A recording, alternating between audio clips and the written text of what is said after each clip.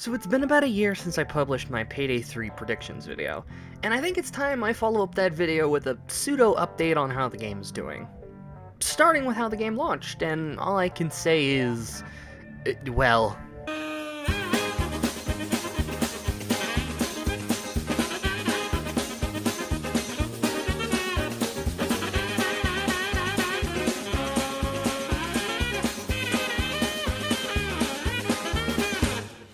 yeah, it shit the bed on launch, which stunk. If you watched my Twitch streams when it launched, twitch.tv/WeechTV by the way, it was fucking depressing. I spent 2 hours just waiting, which immediately bettered my experience. I did get to play the open beta with my friends, however, so I knew what I was waiting for, and I couldn't have been more excited. So let me address what this video actually is. I feel like the main game has been discussed to death, so I'm going to address everything that has happened post-launch in a somewhat timelined fashion.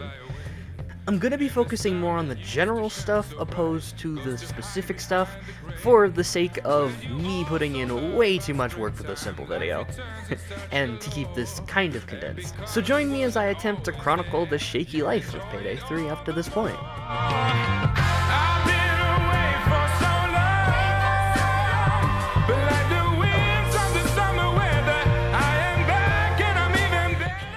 But before I talk about the first new content to the game, let's talk about the heister in the bank. No. We're completely fucked. We're completely fucked. Payday 3 launched with no option to play a solo offline mode, and even though with Boys in Blue they have dropped the solo mode, which skips the matchmaking, you still have to be online to play, which, let's be honest, is annoying.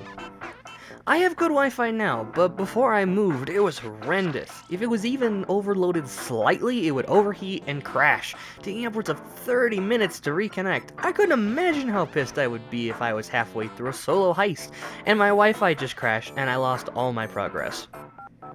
It sucks ass, and I feel sorry for all of you solo heisters who have to struggle with this.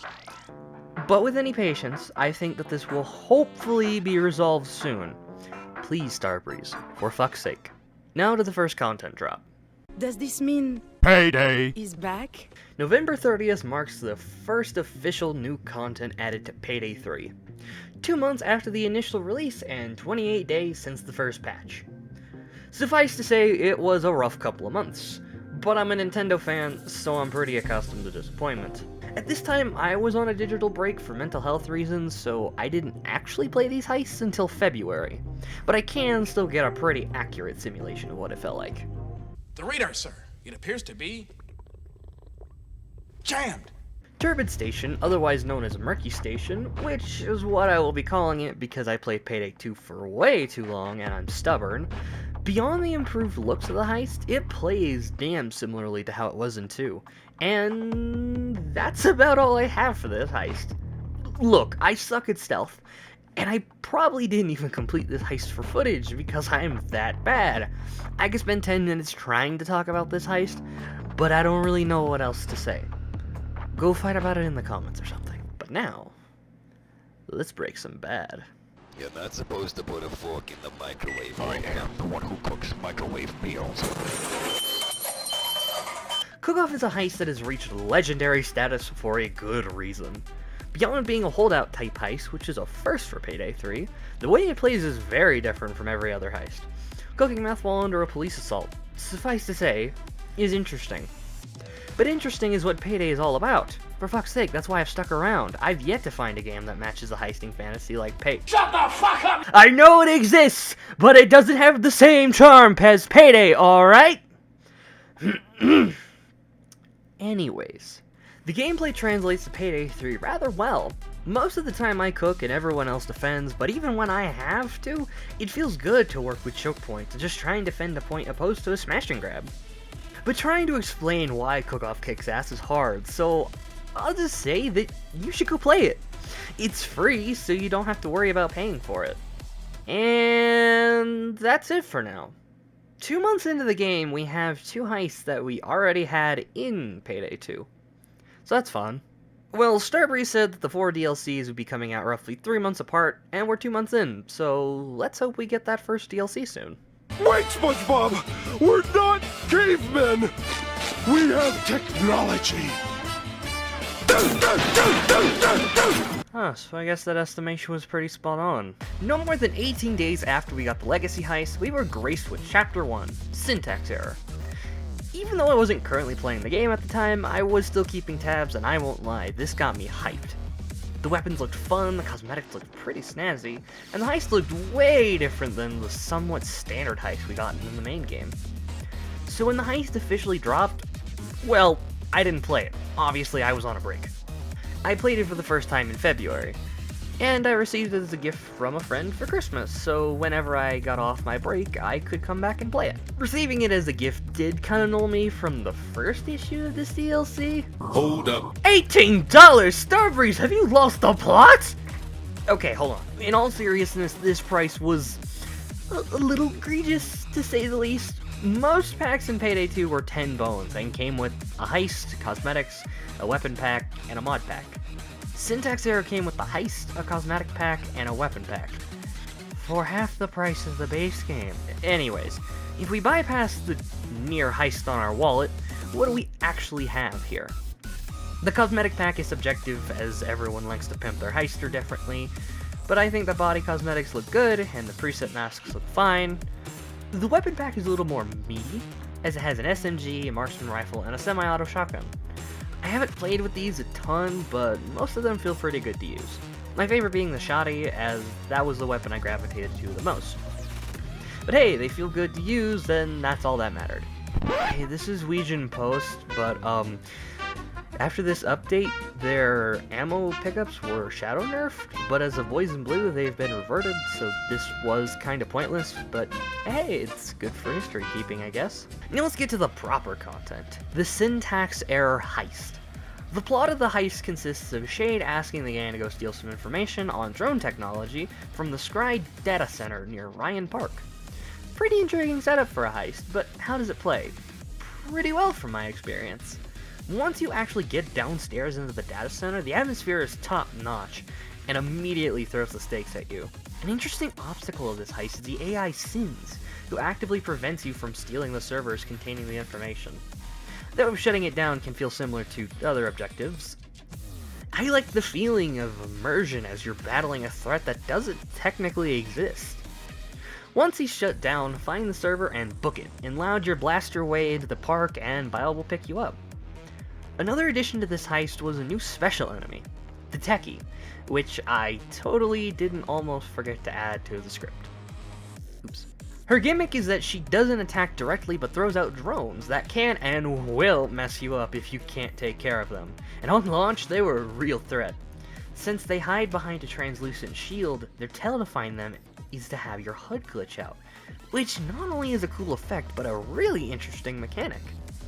The caveat being, the Techie was only available on Syntax Error, but they will be added to other heists at a later date, supposedly. Overall, a pretty fun heist in my opinion. I've seen a lot of critiques about this heist, but I find it fun when compared to some of the base heists. It doesn't have you standing in circles, thank fuck that shit sucks. Please stop making those hacking spots, Starbreeze. Nobody finds them fun. So that's my piece on the first DLC pack in Payday 3. I think they did a pretty damn good job, barring the fact that it is a tad overpriced. So for recovery from the disastrous launch, I think they took a step in the right direction. All they need to do is keep pushing content and fixing the core issues to what this game is struggling with. Yeah, listen. We fucked up. So Starbreeze took another stumble after the holiday season. With very little on our radars regarding fixes and new content, everything looked kind of bleak. Early January, they did talk about some changes, but these were minor and didn't have any date for when they would be applied. About a week later, they stated their plans for the future as they heard community feedback since most of us were not happy with the game. The response said, In order to turn your feedback into action, we've put together a strike team of veteran developers from the design, community, communication, and production team with the focus of bringing Payday 3 up to where it will meet your expectations. This, naturally, was interpreted very differently between different people. For me, I was happy to hear that they were doing something to improve the game, but for others, this was not received as positively. You're such a medic bag.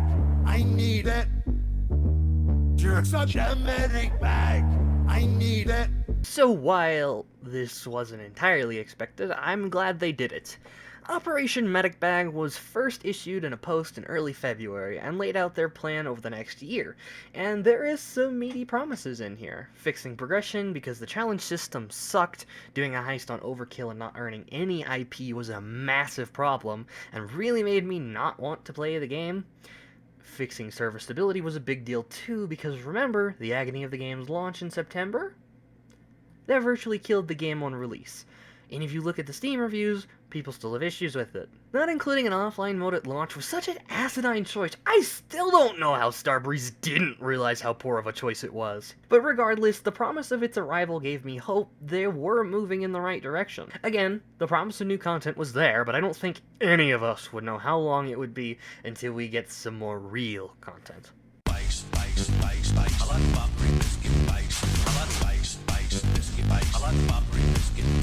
Now, I don't want to go into detail about everything that has happened in the Medic Bag post since February, so I'm going to lightning around this shit by month. February brought us the first post, and this was a summary of the Reddit AMA, and highlighted a few details of the upcoming patch. Things like DirectX 12, dead zone adjustments, and a hardcore challenge for Cook-Off. It concludes with a teaser of 300 plus fixes. Update 1.1.1 pushed these fixes and various different features into the game. March brings us the next post, which covers a new armor type, adaptive armor. In summary, it only has 2 chunks, but they will completely recover if you get behind cover as long as the chunk isn't broken. The third post goes over their initial goals again, and highlights a few other topics: daily missions, rotating special masks, and recurring smaller content drops. The fourth post goes over a new mechanic that makes medic bags more useful: adrenaline. Adrenaline works if you grab a first aid kit or medic bag with high or full health. You'll gain a small amount of overheal that decays at a given rate. Adrenaline will be consumed when taking damage before armor, which adds a different way to play that doesn't rely on armor. The Fortitude skill line improves Adrenaline's effects by increasing your base health and Adrenaline procs crit, which increases your max health per amount of downs, additional Adrenaline per amount of downs, and slower degradation per amount of downs. Additionally, they increase the amount of skill points and how much each level has. The fifth post goes over what is contained within the various updates: adaptive armor, adrenaline, the Fortitude skill line, skill point increases, and various skills and weapon changes. March 27th Helms Update 1.1.2, which adds the things previously mentioned. Post 6 has an interview with the composer of Payday 3's soundtrack, Gustavo Caccino. April has the 7th post that goes over a new throwable, an electric stun grenade titled the Pig Tickler.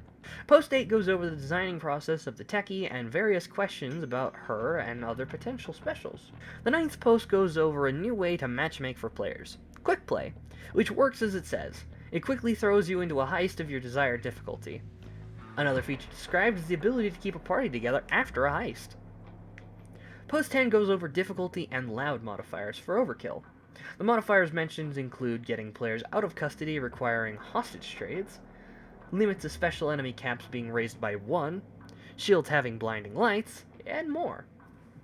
Update 1.1.3 brings all of the before mentioned items on April 30th. May brings the 11th post, which is another interview, this time with the weapons designer, and teases the first LMG in Payday 3. Blog 12 covers the daily activities, which accounts for daily missions that will reward more IP and C-stacks to those who complete them. Another feature gone over is the addition of Mask of the Week, which adds a unique mask that changes every week.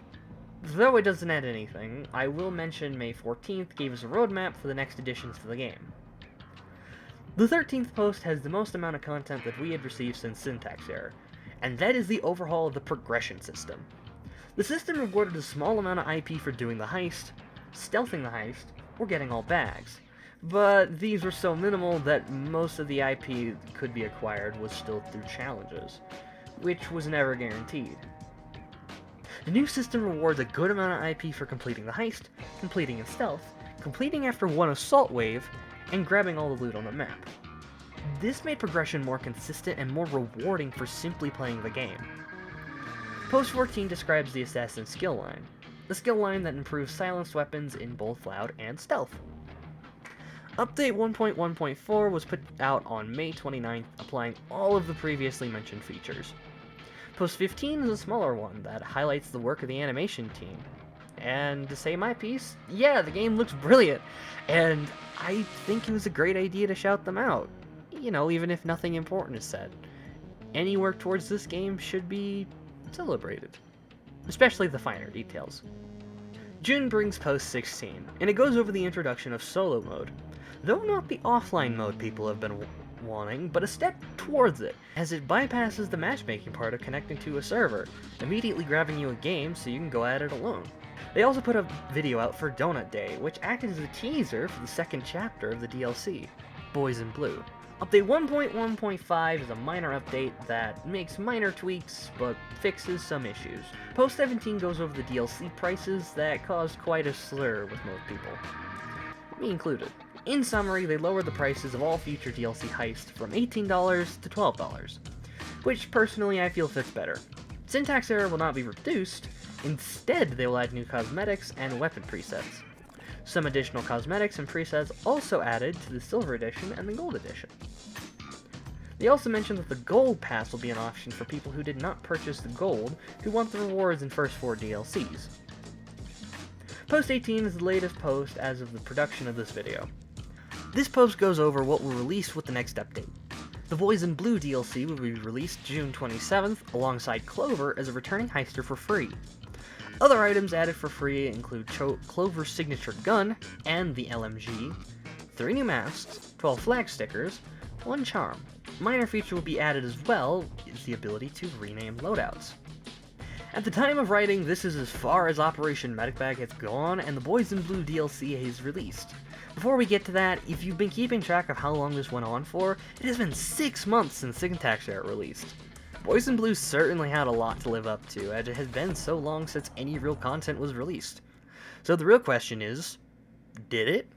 Boys in Blue, Poison Brew, Hatsune Miku, Residue, Barbecue. Now, I should address that the day the DLC launched, the servers were under maintenance for much longer than expected. They got back online at about 4 PM and MST, but there's some irony in the next DLC in half a year has the same issues as at launch. It's a minor problem at this point, but whatever. The build-up for this heist was immense, to say the least, so the community had become a little, well... But when you haven't had a new heist in half a year, this is what the fanbase falls into. So let's go over the DLC as a whole. Starting with the new cosmetics, once again, taste is subjective for what people like or not. Personally, I really like these new outfits, but if some people don't like them, I think that's fair. Now, I haven't gotten around to mess with the assault rifle quite yet, but I did play around with the MP5 and revolver. The MP5 isn't the heaviest hitter, but it has the stability of a king. Mix this with recoil handling from the mower tree, and you can just hold the trigger and hit your shots. Now, the exact opposite of this weapon is the Bull Kick 500 revolver. This fucker is meaty, one-shotting everyone barring bulldozers. One-shot potential is a big deal with weapons, and the ability to just delete anyone, standard or special, is a wicked kind of power trip that I recommend everyone try. Starbreeze, please do not nerf the damage. Just make it less ammo or fire rate. I want a meaty revolver. But I'm fucking around now, so let's get into the heist. Avoiding spoilers for Syntax Error, Vlad has us infiltrating a New York police station to recover his stolen gold from some crooked cops. That planted drugs to seize his legitimate money. He gave us some information for a particular person to help her fight against the people who tried assassinating us, and the icing on the cake is he got in contact with Clover to pull off the heist. Like always, I'm going to explain the loud approach since pigs will fly before I get good at stealth. Once the alarm is raised, the vault will go into major lockdown, which causes the gang to switch to plan B, blowing up the wall parallel to it. Once it's open, you'll use a tow truck winch to pry the bastard open. Once you're in, bag the loot, and Shade will tell you to hijack a police van for your getaway. This has a couple extracurriculars to it. The first being you need to track down the keys to the van, which can be in various offices upstairs.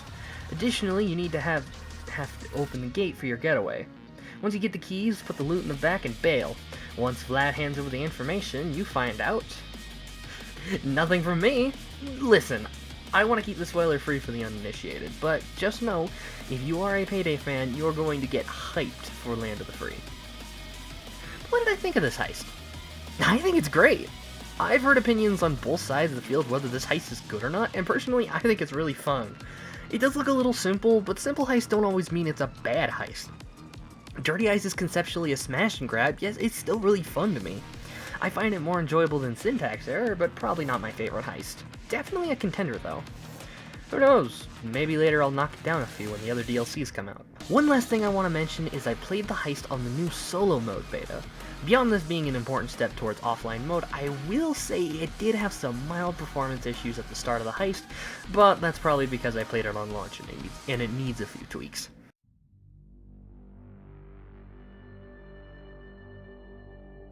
Chronicling all of the events in Payday 3 post-launch was no easy feat. But hey, it got done. And I've had plenty of time to sit down and think about where this game was, and currently is, without my rose-tinted glasses of being a big fan. So I guess this just poses the greatest question of all. Is Payday 3 any good? Hell yes! Okay, maybe I'm exaggerating a little. But personally, I thought the game had always felt good to play since launch. It just had a myriad of issues that made its replayability awful. But those kinks have been ironed out since then. Matchmaking has improved drastically since the agonizingly slow launch. Solo mode is being implemented and improved so people aren't forced to matchmake. Progression is pretty damn solid now, rewarding high and consistent amounts of IP, so leveling isn't a struggle. And there is content, and pretty good content at that.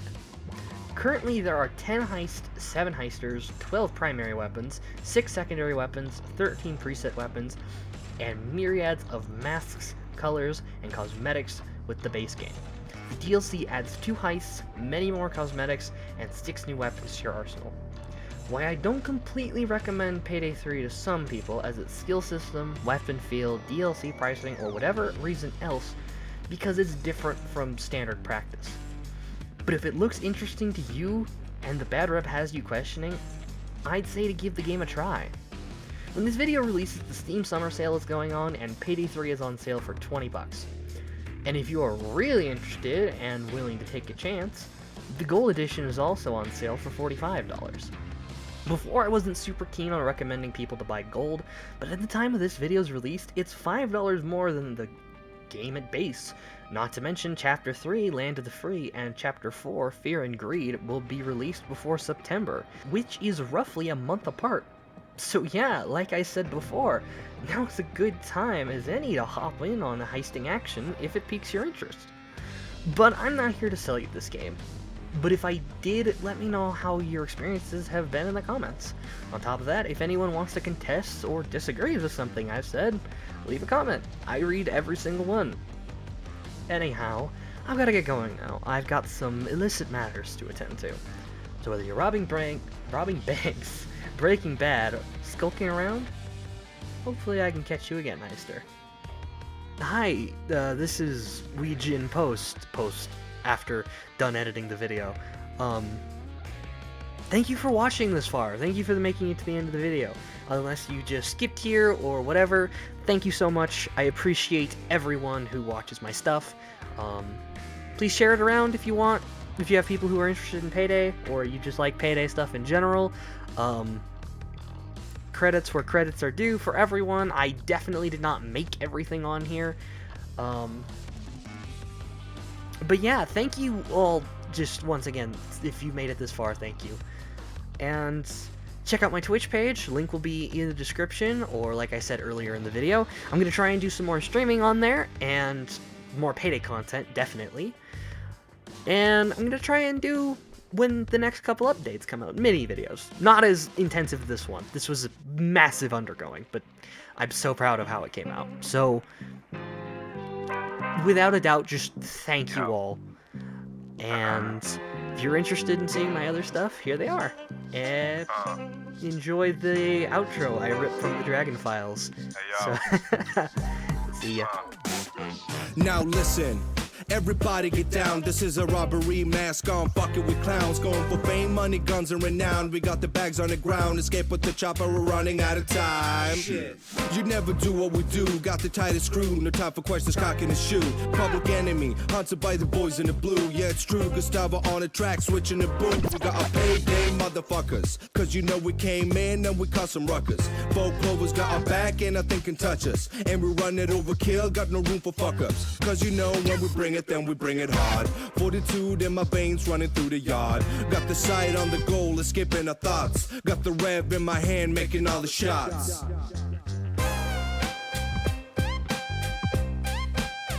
It's a payday. Got a payday.